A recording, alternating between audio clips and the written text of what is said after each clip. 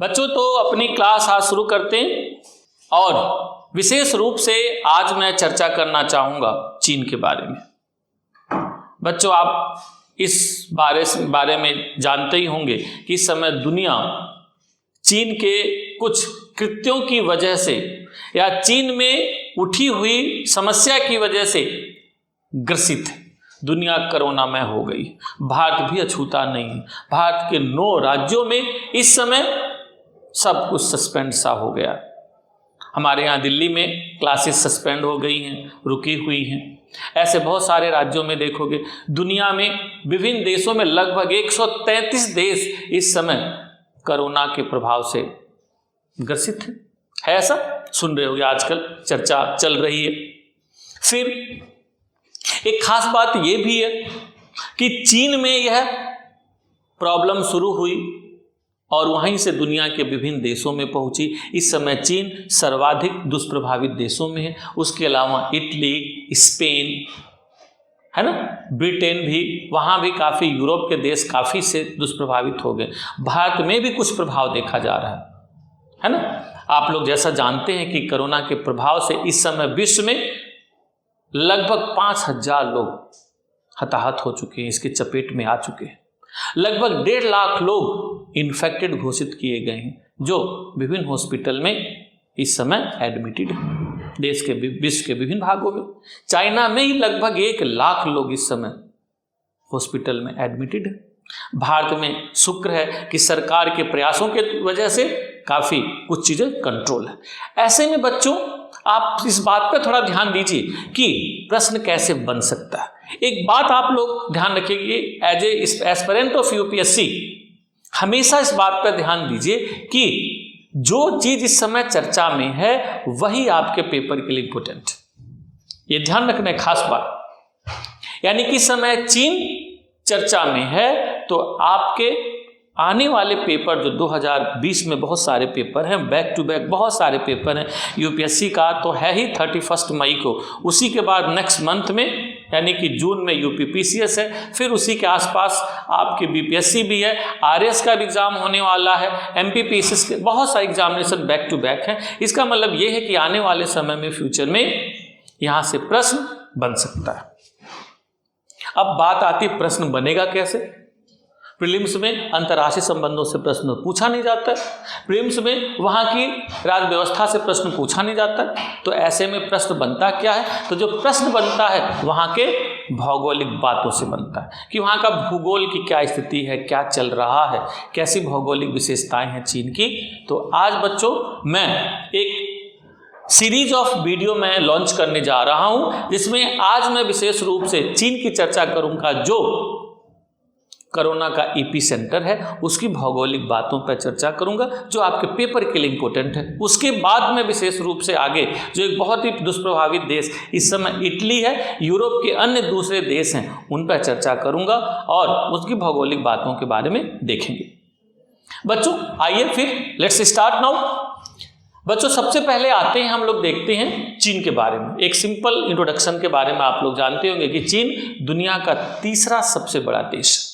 After Russia and Canada, China is the 3rd largest country of the world and it has area near about, इसका जो क्षेत्रफल है बहुत ही आसान है आपको याद करने में, 95, 96, 960, यानी कि ये भी बोल सकते हो 95, 96, 96, 0, यानी कि आप सिंपल कह सकते हो 95,96,960 वर्ग किलोमीटर इसका क्षेत्रफल है।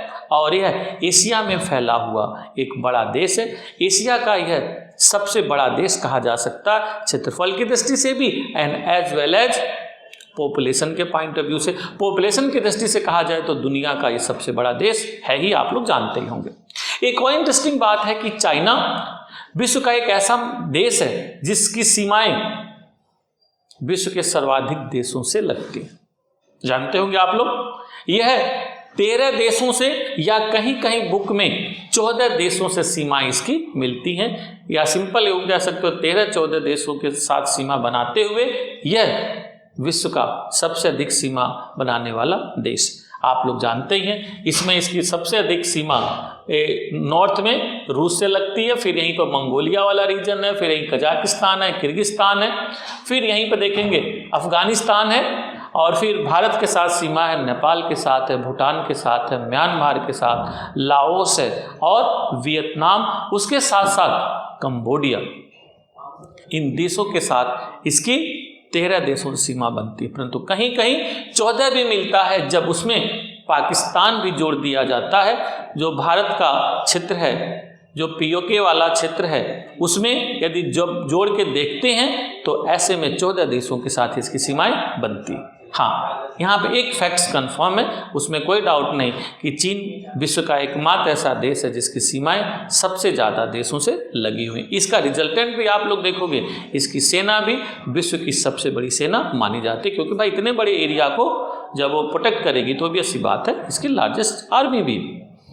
बच्चों यहाँ पर थोड़ा सा हम लोग इसके भूगोल को देखते हैं। भूगोल में सबसे पहले मैंने आप लोगों को बताया है कि किसी भी देश का जब भी हम भूगोल पढ़ते हैं तो सबसे पहले उसके उच्चावच को हम देखते हैं। हमेशा ध्यान रखो, क्योंकि जब उच्चावच को समझेंगे तो कई सारी चीज़ें समझ में आने लगेंगी। वहाँ का प्रवाह तंत्र, वहाँ की अर्थव्यवस्था, वहाँ की जनसंख्या का वितरण, बहुत सारे फीचर्स अपने आप समझ में आएंगे। यदि चीन के उच्चावच की बात हम करें तो चीन के उच्चावच में आप देखेंगे, इस डायग्राम को समझने का प्रयास करिए। चीन के उच्चावच में बड़ा वेरिएशन पाया जाता है। एक बड़ी खास बात है, चीन के उच्चावच में 200 मीटर से लेके 4000 मीटर का डिफरेंस पाया जाता है। इसका मतलब ये है, जो वेस्ट वाला पार्ट है यह लगभग 4000 एवरेज मीटर की ऊंचाई का है, तो वहीं बीच वाला पार्ट लगभग 2000 मीटर की ऊंचाई का है। तो एकदम पूरब में आओगे तो आपको यह क्षेत्र औसत 200 मीटर की ऊंचाई के रूप में देखा जाता है। और फिर यहीं पर देखते हैं आप प्रशांत महासागर फैला हुआ, यानी कि इसके पूर्व में प्रशांत महासागर सीमा बनाता है। क्लियर? यहीं पे इसके भौगोलिक क्षेत्रफल को आप समझ सकते हैं सामने वाले मैप से। जैसे इसके पश्चिम में आप देखेंगे जो विशेष रूप से ये तिब्बत का क्षेत्र है,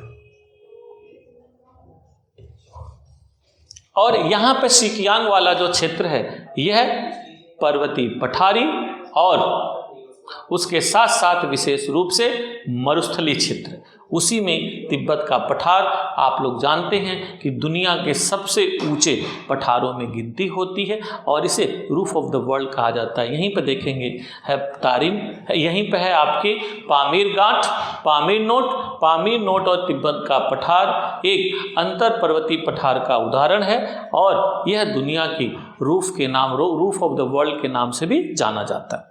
तो इस पॉइंट ऑफ व्यू से चाइना में देखेंगे वेस्टर्न पार्ट, जिसकी एवरेज हाइट 4000 मीटर के आसपास पाई जाती है। यहीं पे आप देखेंगे आपको एक बहुत बड़ी पर्वत श्रेणी मिलेगी, कुनलुन शान। तो यहाँ पे इधर हिमालय हो गया और यहाँ पे कुनलुन शान, इन्हीं दोनों के बीच में आपको विशेष रूप से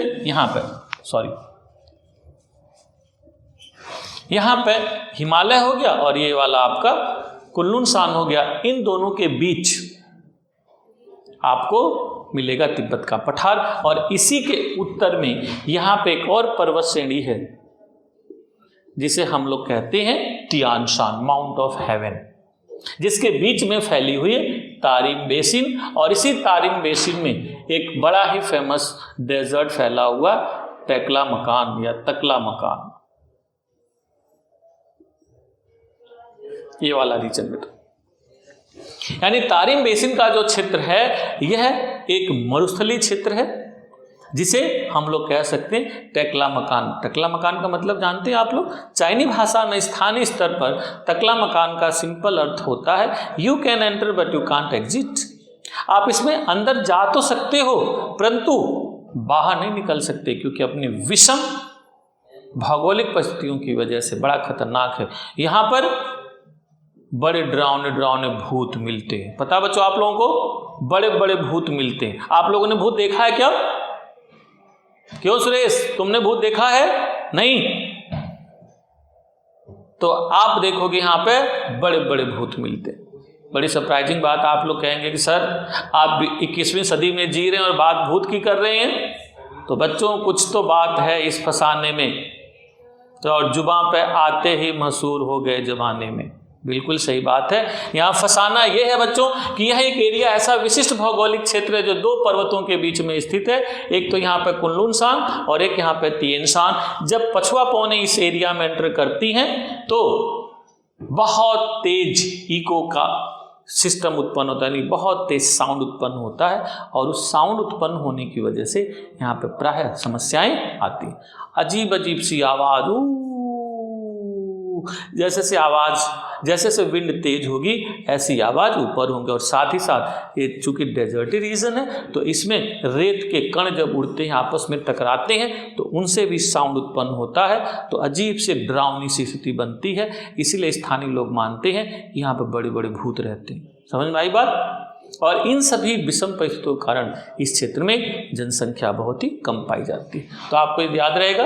इसी के बाद बच्चों एक और दूसरा रीजन आता है जुंगारियन बेसिन। ठीक है, जुंगारियन बेसिन यह भी चीन का एक मरुस्थलीय क्षेत्र है। जगह जगह डिप्रेशंस मिलते हैं। बहुत सारे क्षेत्र ऐसे हैं जो बिलो द सी लेवल हैं। अपने आप में जुंगारियन बेसिन का जो क्षेत्र है यह कई सारा भाग बिलो द सी लेवल है, उभर खाबड़ क्षेत्र है और बहुत ही विषम उच्चावच का क्षेत्र है। ठीक है, इसके बाद बच्चों जब इस वाले रीजन में आते हो तो यह 2000 मीटर की ऊंचाई वाला क्षेत्र है जहां पर एवरेज हाइट 2000 मीटर है और फ्लैट एरिया मिलता है। तो ज़्यादातर एरिया जो ये वाला है ये पठारी क्षेत्र है। ठीक है, तो यह जो पठारी क्षेत्र है या छोटी छोटी पहाड़ियों का क्षेत्र है, मंद ढाल वाली पहाड़ियों का क्षेत्र है, तो यहाँ पे खास बात देखोगे, यहाँ पे जनसंख्या का घनत्व बढ़ने लगता है।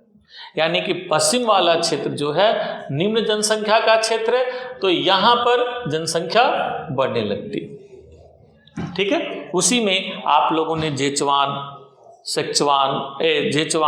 फिर और सारे बहुत से पठार, यूनान पठार और से बहुत सारे पठार इस रीजन में आप देखेंगे।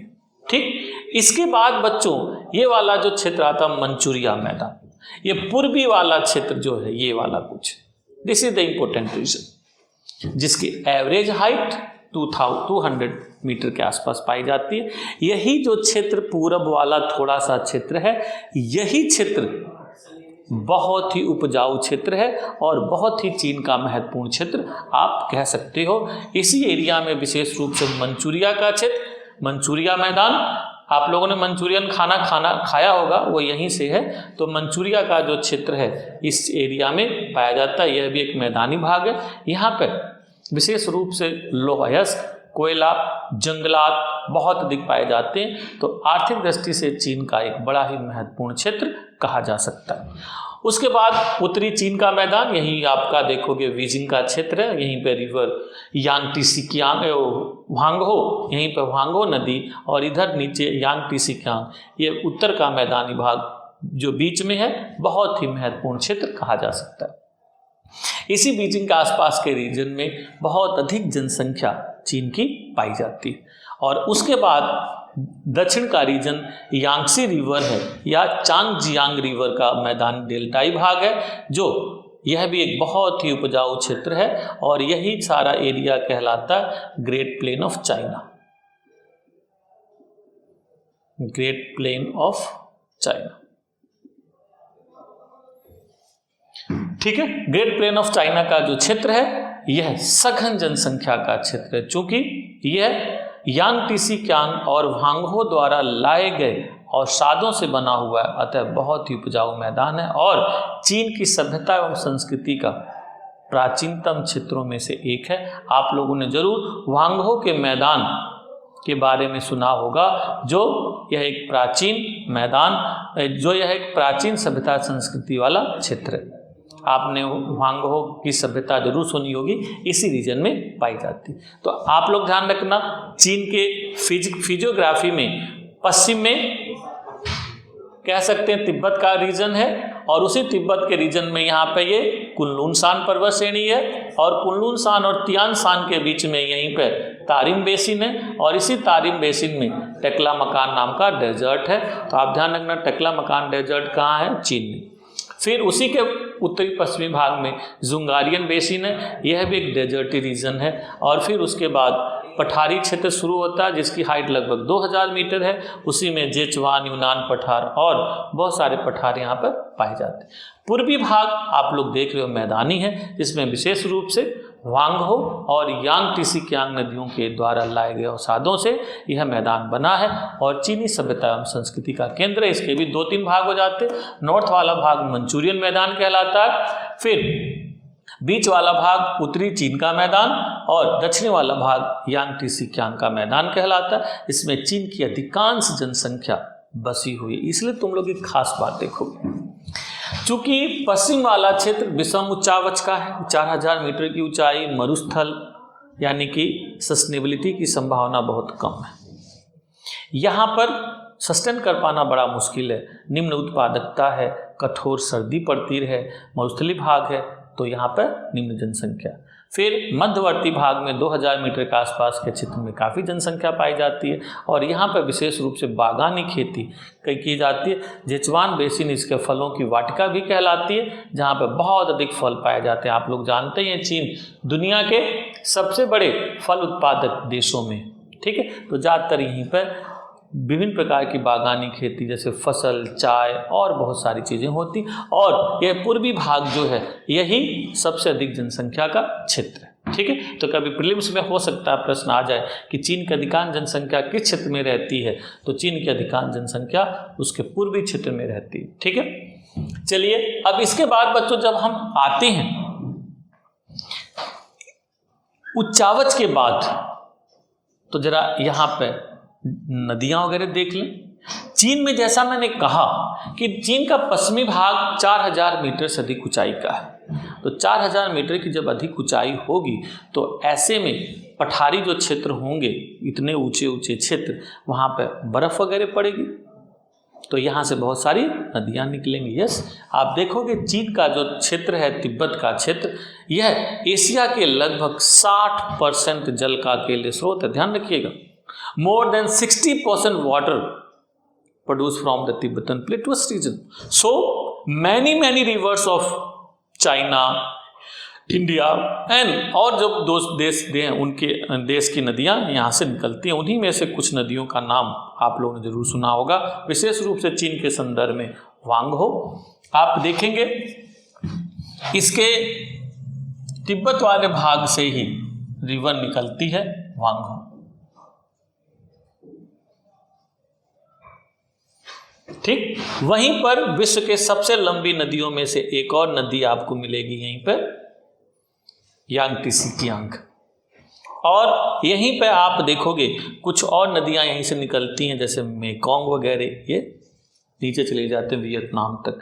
फिर वहीं इसके दक्षिणी भाग से नदी निकलती है सालविन, जो म्यांमार में बहती है, ठीक। तिब्बत के पठार से निकलने वाली नदियों की मैं बात कर रहा हूँ। फिर वहीं पर आप लोगों ने जरूर सुना होगा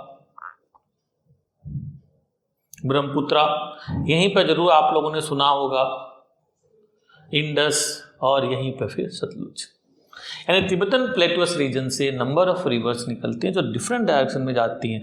उसमें चीन की कुछ प्रमुख नदियां जैसे आपकी वांगहो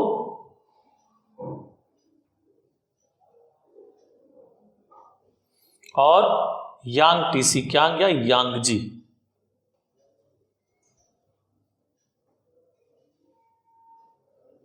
इसे चांग जियांग भी कहते हैं, जियांग, याद रहेगा। फिर छोटी मोटी और नदियां मेनली इन्हीं डेल्टा, इन्हीं के ये क्षेत्र में, यह ग्रेट प्लेन जो मैंने ग्रेट प्लेन ऑफ चाइना है, ये सब फैला हुआ, ठीक। तो ये यहाँ की नदियां हुई, इनको आप लोग विशेष रूप से ध्यान रखना। झील वगैरह चीन में बहुत कम पाई जाती हैं, परंतु कुछ एक झीलें बड़ी महत्वपूर्ण है स्ट्रेटेजिकली, जैसे इसका जो जुंगारियन बेसिन और टकला मकान वाला जो क्षेत्र है, उसी यानी कि मरुस्थल के क्षेत्र में यहीं पर एक झील मिलती है लोपनोर। लोपनोर झील से शायद बच्चों आप लोग वाकिफ होंगे कि यह झील चीन का परमाणु परीक्षण का क्षेत्र भी है, यानी कि चीन जो परमाणु परीक्षण करता है उसका जो क्षेत्र है वह तिब्बत पश्चिम में लोपनोर झील के आसपास का क्षेत्र है। ठीक, तो ये इसकी कुछ बातें यहाँ पर ध्यान रखना। यहीं पर इधर के उत्तर में जो एक नदी निकलती है आमूर, जो कुछ दूरी तक सीमा बनाते हुए बहती है चीन और रशिया के बीच में, यह भी नदी आप लोग ध्यान रख सकते हैं। बच्चों, जो और एक महत्वपूर्ण पहलू बनता है आपके पेपर के लिए, प्रेजेंट टाइम में कोरोना वायरस से संबंधित है। हो सकता है कभी चीन के नगरों को उत्तर से दक्षिण पूछ दिया जाए, चीन के नगरों में होने वाली आर्थिक गतिविधियों को पूछ दिया जाए, ये हो सकता है।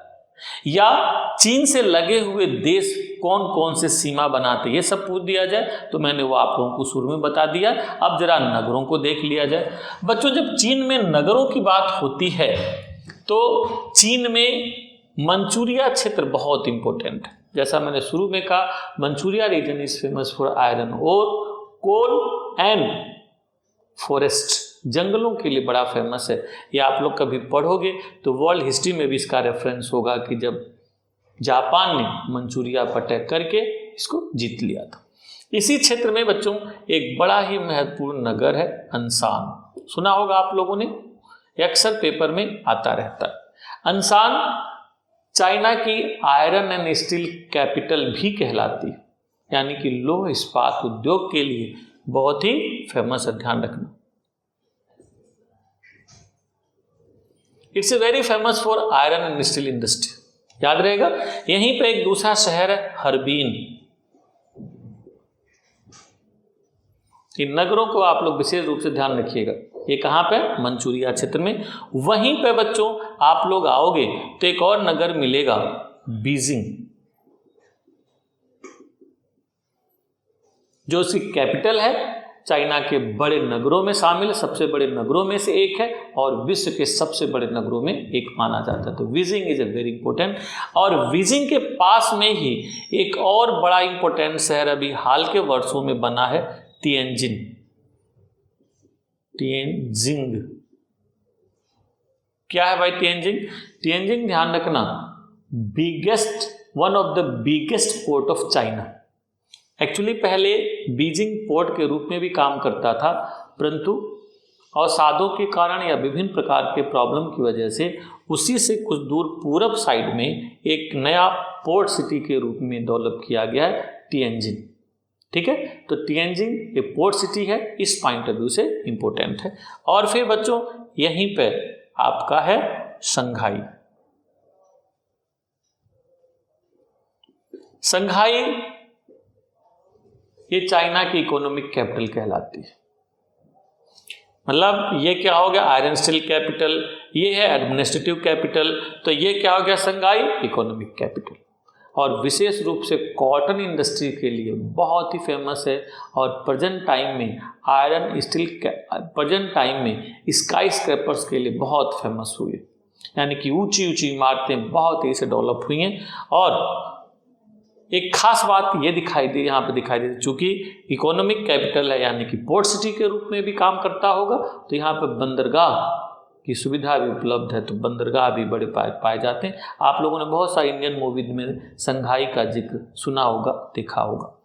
फिर इसी के बैकग्राउंड में हाल में ही शहर सुना होगा, वुहान।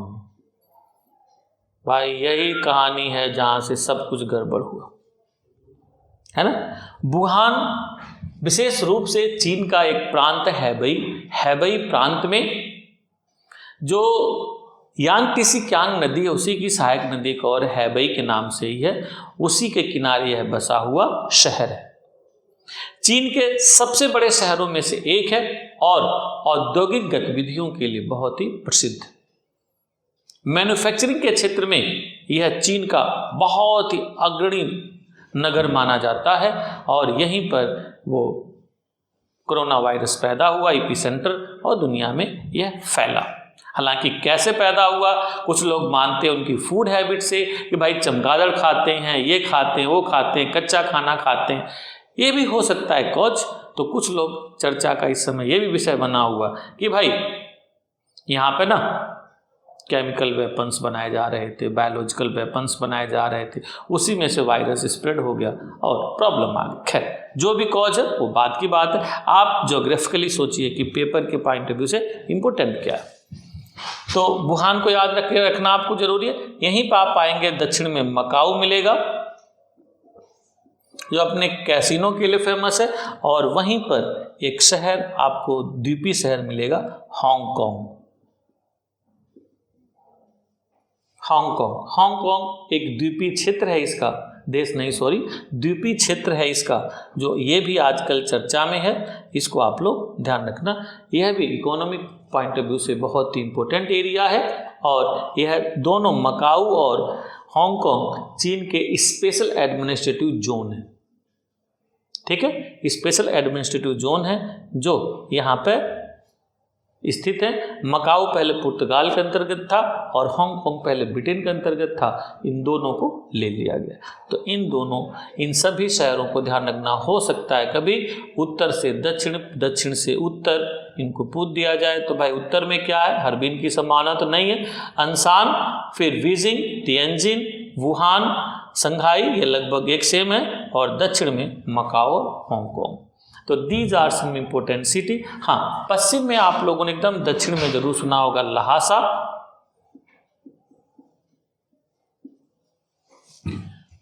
तो ये कुछ शहर है बच्चों, ये कुछ बातें, कुछ नदियां, इन सभी को आप लोग ध्यान रखिएगा। प्रश्न आपके पेपर में इस बार निश्चित ही निश्चित है। ठीक है, तो आप लोग इनको देखिए, अपने दोस्तों को शेयर करिए, उनको समझाइए, ताकि वो भी बेहतर इन सब चीज़ों को समझ सकें। इसी के साथ मैं अपनी वाणी को विराम देना चाहता हूं, और आप सभी लोगों को एक बार फिर धन्यवाद देना चाहता हूं कि आप लोग इतनी तन्मयता से वीडियो को देखा, समझा। बात ये कि इसका आप कितना लाभ उठाते। पेपर में प्रश्न जरूर मिलने वाला है, इस पर आप लोग ध्यान दीजिएगा। तो यही इसी के साथ आप सभी को धन्यवाद और वाणी को विराम देता हूँ। Thank you.